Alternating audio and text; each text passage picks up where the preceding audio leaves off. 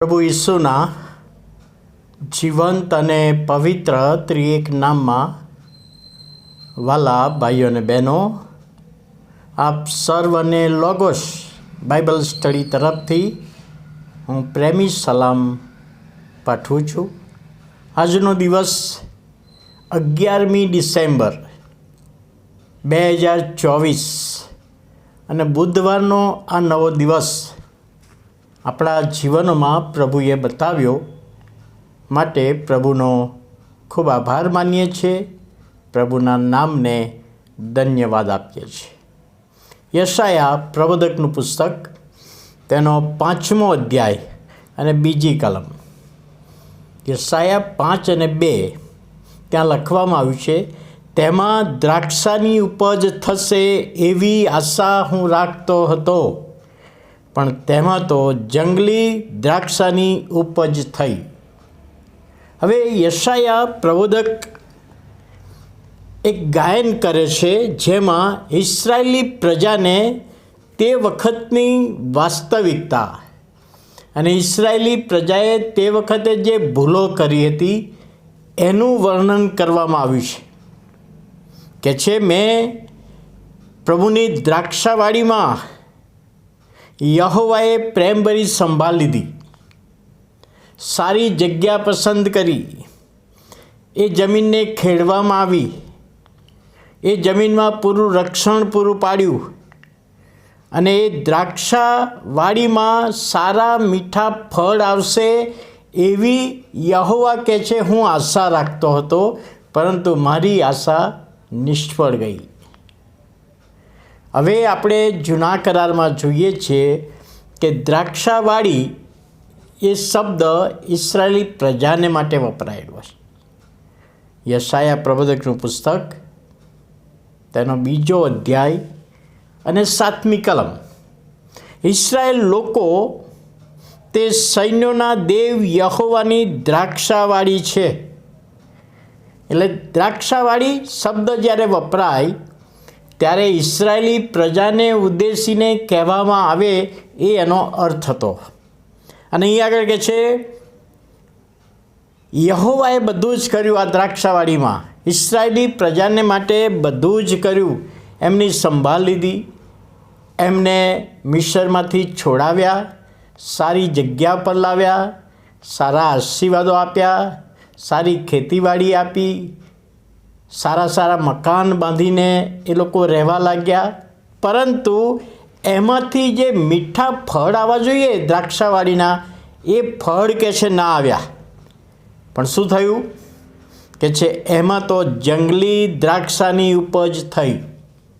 જે મીઠા ફળની આશા હું રાખતો હતો એ ના મળી, પણ જંગલી દ્રાક્ષાની ઉપજ. હવે જંગલી દ્રાક્ષાની ઉપજ એટલે આજ્ઞા ભંગ કર્યું, એમણે વિદ્રોહ કર્યો, મૂર્તિ પૂજા તરફ જતા રહ્યા, જીવતા યહોવાને મૂકીને મૂર્તિ પૂજા તરફ ગયા.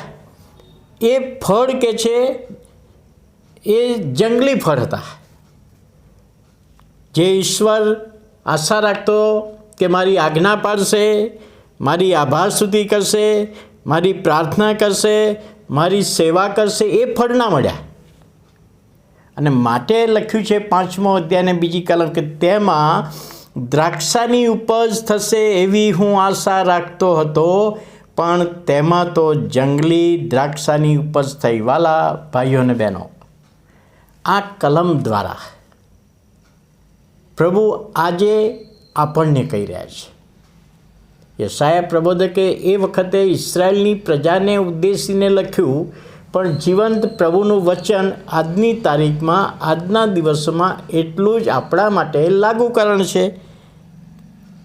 જેવી રીતે ઇસ્રાયેલી પ્રજાને આ કલમ દ્વારા ઠપકો આપ્યો, તો પ્રભુ આજે આપણને પણ ઠપકો આપી રહ્યો છે. કેમ કે મેં તમને સારી જગ્યા પર વસાવ્યા. આજના મકાનો જુઓ આપણા લોકોના, વિશ્વાસ કરનાર લોકોના, ક્યાં આપણે રહેતા હતા અને ક્યાંથી પ્રભુ લાવ્યા.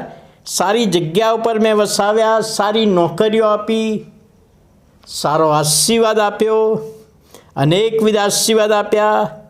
અને સૌથી ઉત્તમ આશીર્વાદ તારણનો આશીર્વાદ આપ્યો, બચાવનો આશીર્વાદ આપ્યો, પ્રભુ ઈસુની ઓળખનો આશીર્વાદ આપ્યો, તો પછી એ જીવનોમાંથી મીઠા ફળ આવવા જોઈએ. પવિત્ર આત્માના જે ફળ છે, પ્રેમ, આનંદ, શાંતિ, માયાળુપણું, વિશ્વાસુપણું, એ ફળ આવવા જોઈએ.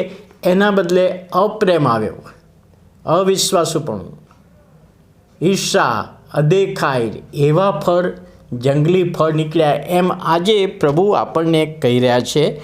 તો અહીં આગળ પ્રભુનું વચન આપણને કહેવામાં આવે છે કે જે પ્રભુએ આપણને જીવન આપ્યું છે, જે પ્રભુએ આપણા જીવનોમાં આશીર્વાદો આપ્યા, જે પ્રભુ આપણા પાપોને લીધે વધસ્તમાં મરણ પામ્યા, એને વિશ્વાસુ રહીએ, એને સ્વીકારીએ, એની ઈચ્છા પ્રમાણેનું જીવન જીવીએ. એ બાબત પ્રભુ આપણને કહેવા માગે છે. એટલે યહોવાએ ઇસ્રાયેલી પ્રજાને માટે જે બાબત કહી, એ આજની પ્રજા આપણા માટે પણ એટલું જ સાચી બાબત છે. તો આપણે આપણા જીવનો તપાસીએ, મેં ક્યાં ભૂલ કરી છે એ બાબત તપાસીએ અને પ્રભુની પાસે પાછા આવીએ. એ જ પ્રભુનું વચન આપણા જીવનને માટે પ્રભુ આશીર્વાદિત કરે. પ્રાર્થના કરીએ. વાલા પ્રભુ, અમે તમારો આભાર માનીએ છીએ આજના નવા દિવસની ભેટને માટે. આજનો આશીર્વાદ અમારા જીવનોમાં તમે આપો છો, ત્યારે પ્રભુ અમે તમને ભૂલી ના જઈએ અને પવિત્ર આત્માના જે ફળો અમારા જીવનોમાંથી આવે, તમે જે ફળની આશા રાખો છો એ ફળ આવે, એ વિનંતી અને પ્રાર્થના ઈસુ અમારા પ્રભુના પવિત્ર નામમાં સાંભળો અને માન્ય કરો. આમેન.